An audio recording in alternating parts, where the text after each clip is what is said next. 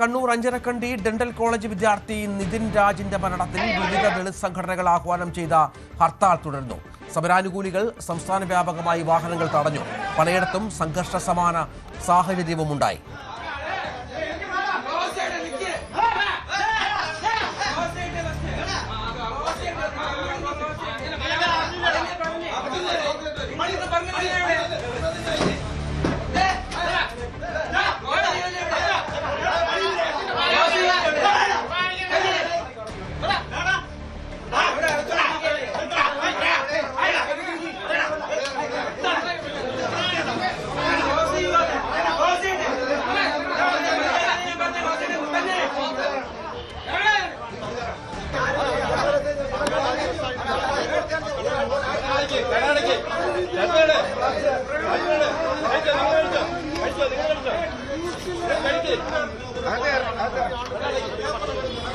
VIT entrance പരീക്ഷ എഴുതാനെത്തിയ വിദ്യാർത്ഥികൾ വലഞ്ഞു. കോട്ടയം തെരുതക്കരയിൽ ആംബുലൻസ് അടക്കമുള്ളവ കുടുങ്ങി.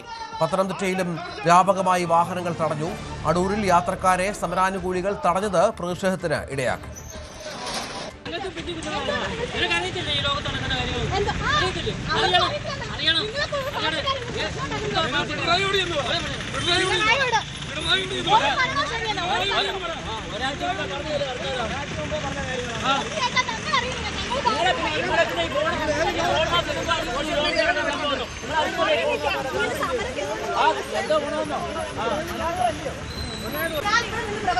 നാളെ എന്റെ ജീവൻ ഇല്ലാതാവുമെന്ന് എനിക്ക് ഓരോർപ്പില്ല.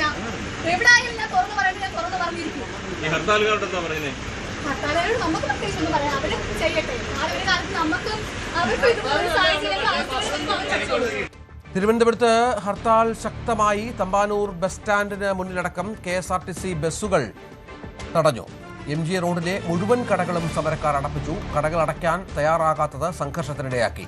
കഴക്കൂട്ടം മുതൽ കണിയാപുരം വരെ മണിക്കൂറുകൾ നീണ്ട ഗതാഗതക്കുരുക്കുണ്ടായി.